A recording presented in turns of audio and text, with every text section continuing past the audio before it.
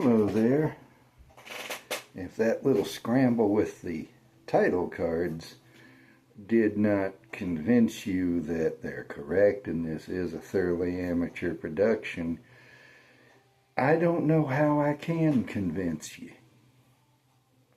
I'm Robert McKay. The channel, of course, is Whiskey for Beginners, and I am engaged in a very frustrating process.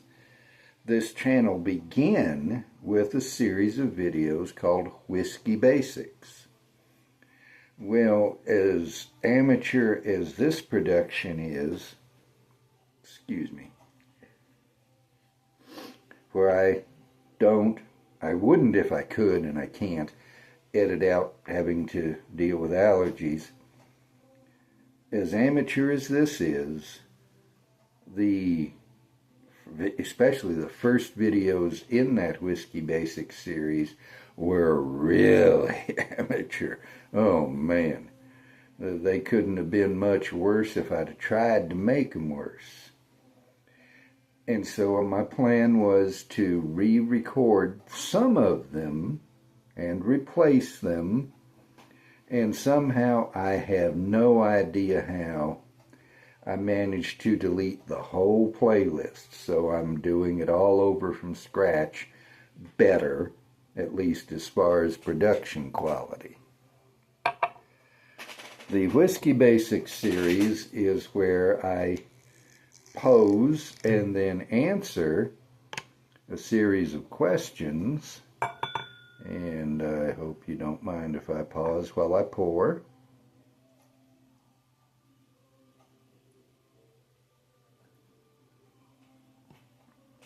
And the question which I will address in this video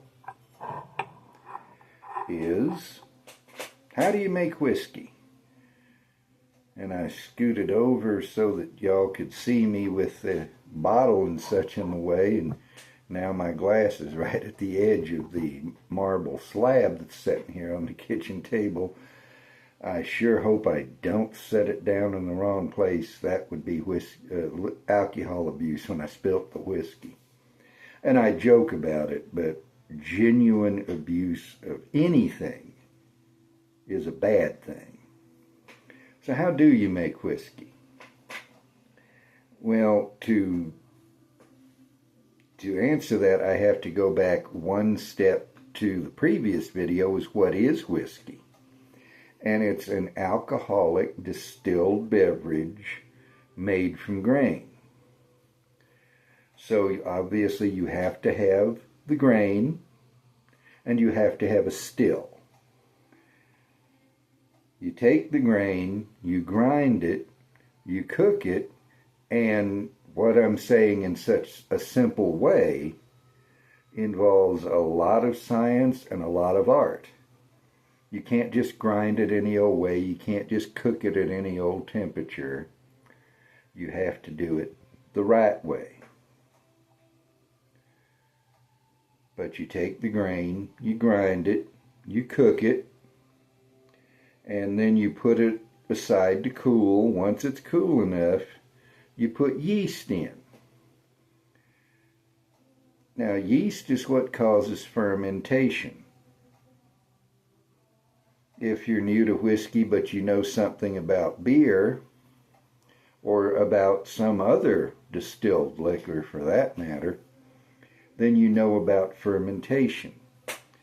What the yeast does at each sugar, again, I'm really simplifying things, the yeast eats the sugar and creates two basic byproducts.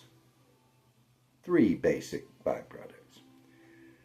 One is carbon dioxide, and so if you look at a fermenter that's a-working, it'll look like it's boiling because of all the carbon dioxide bubbles that are coming up.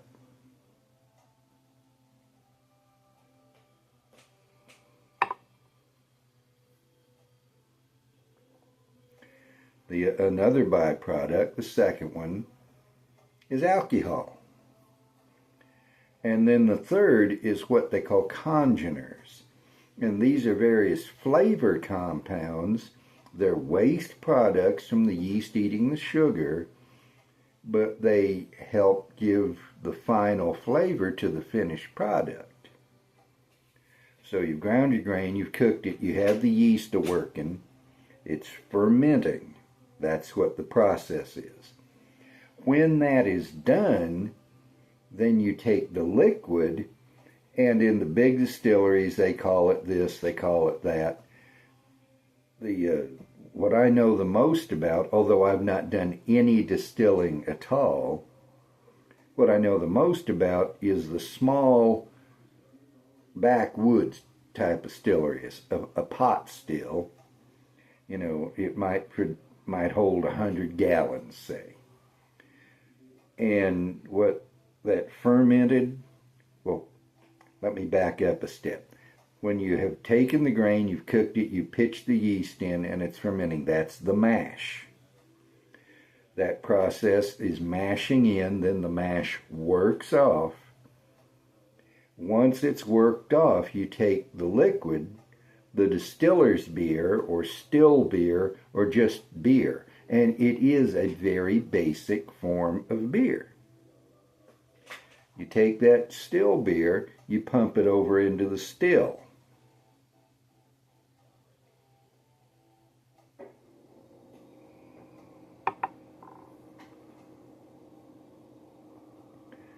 Now, distillation is essentially using heat to boil off different chemical compounds that you want to capture. That's what an oil refinery essentially is doing. It's taking the crude oil, heating it, and then the different fractions they take off at different parts of that big tall column. It's essentially a specialized column still. Now, I know much more, again, though I've never done any distilling, I know much more about a pot still than I do a column still. So you got still beer in there, you heat it. You can use propane, you can use wood, you can use electricity, you can use steam, whatever will get heat into the beer that's in the still. And alcohol boils off at around 172 degrees. Water, of course, boils at 212. So the boiling temperature of water is here, the boiling temperature of alcohol is here. You heat it to here. And then the alcohol turns to steam and goes up into the cap. And again, remember, I'm describing things in terms of a backwoods pot still. A big distillery is going to have things different. They're going to use different terminology. It's more industrialized. I'm giving you the basic process. The steam goes into the cap, and all this time it's coming into contact with the copper, which is pulling out compounds that give a bad flavor, particularly sulfur. Turns out that copper has a particular affinity for sulfur, and it'll pull that out of that alcohol steam and pull that bad flavor out. You don't want whiskey that smells and tastes like a rotten egg. So it goes up into the cap, then into what they call the line arm. Still copper.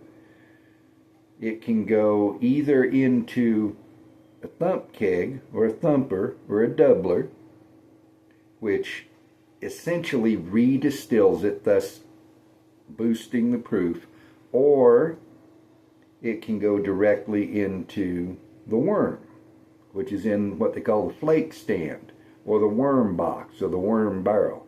They call it a worm because it's a coil of copper. And that steam goes into that coil, which is in cold water. And that cold water cools the copper, which cools the steam, and it condenses as liquid alcohol. Comes out absolutely pure, crystal clear. I believe that pure alcohol is even more clear than pure water. That's my personal view. You don't have to adhere to it.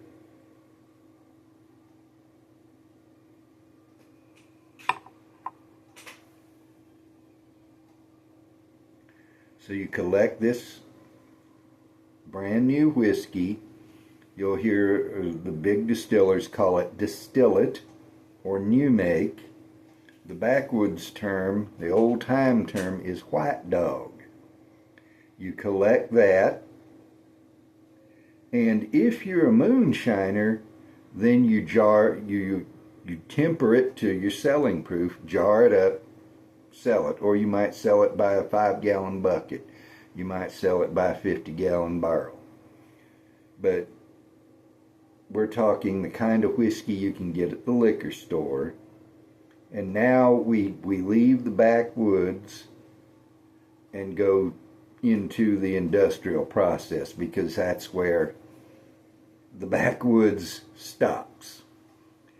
At a big distillery, Jack Daniels, Maker's Mark, Heaven Hill, Jim Beam, what have you, they put the whiskey into barrels. Now, most types of whiskey in the United States, by law, must age in a new charred barrel. And charred simply means that there's fire shot up through the barrel, or if it's laying on the side, shot through the barrel that way, and turn the inside of the barrel essentially into charcoal. It's burnt it.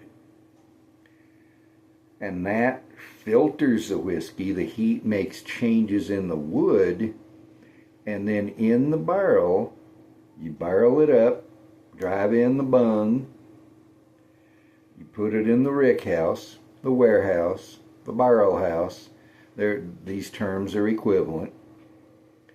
And it sits there as the temperature goes up and down, as the humidity fluctuates. And these things move the whiskey into the wood, out of the wood, into the wood, out of the wood.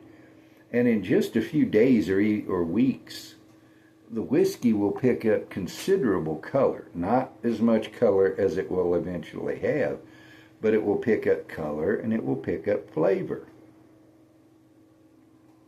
This whiskey here, this Wild Turkey 101 proof 8-year-old, has that color because it aged in the barrel.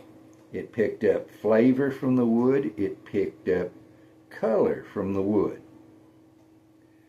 And this is why you can't start a whiskey distillery this year and start making money the next. At a bare minimum, if you want to sell straight whiskey, it is going to have to spend 2 years between still and bottle. And if you want really good whiskey, it's going to have to be 4, 6, 8 years, maybe even more. Investing in a whiskey distillery means that you're not going to see any return on your investment for a few years, unless that distillery brings in other people's whiskey and uses that.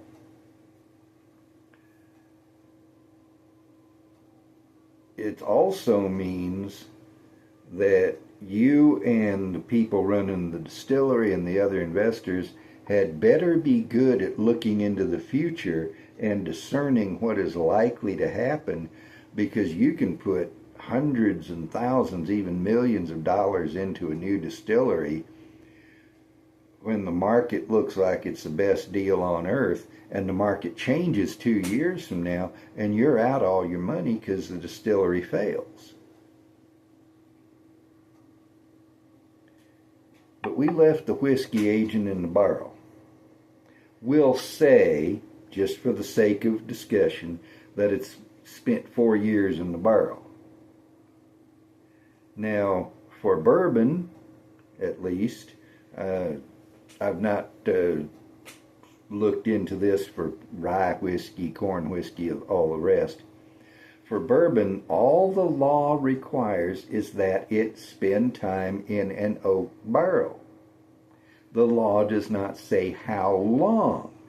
So you can literally have 10-second bourbon. You fill the barrel, you dump it. The whiskey's been in the barrel 10 seconds, picked up no color, picked up no flavor, but that 10 seconds in the barrel, assuming everything else is according to law, has made it bourbon. But we're going to say 4 years. And okay, I want to keep these videos as short as I can.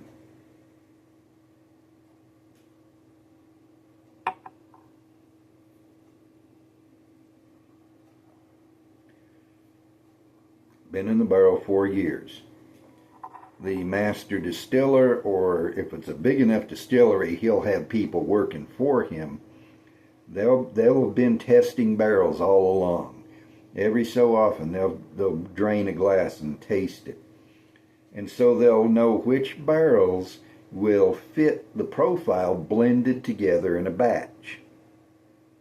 They take 5 barrels, 50 barrels, 100 barrels, 1,000 barrels, however much is a batch for that distillery.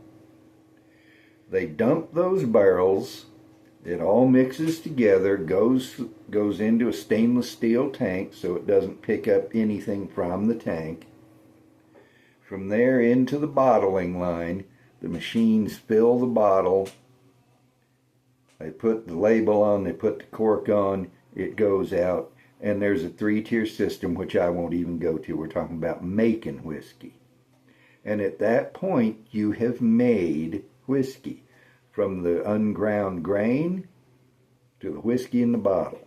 In this case, it's 8 years old, not the 4 I was talking about. It's 8-year-old whiskey. It has spent 8 years in the barrel. If it went in on the day your baby was born, they dump it when your child is now almost 10. 8 years doesn't seem long until you put it in that perspective. And there are some barrels, in places like Scotland and Ireland, where a different climate causes aging to progress much more slowly, and the barrels they use mean it goes slowly. You'll have somebody who puts whiskey in a barrel when he's young. He retires, dies of old age, and the whiskey is still in the barrel. If you tried that in Kentucky or Tennessee or just about anywhere in the States, it would be so oaky you couldn't drink it. In those places you can.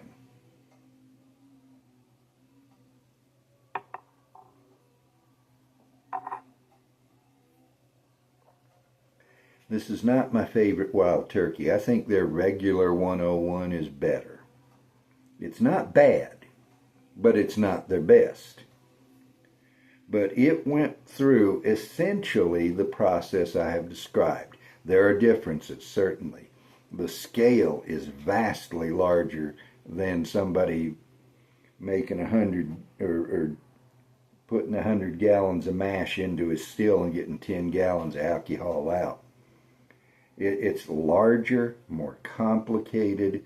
There are so many variables. The strain of yeast, the material of the fermenter, the way you distill it, the type of still you use, the barrels, where the barrels are in the warehouse, where the warehouse is on the property. All these things have an impact on the final product. But I've given you the basics, and now you know basically how to make whiskey. And so with that, this installment of the rebuilding of the Whisky Basics playlist comes to an end. Yeehaw!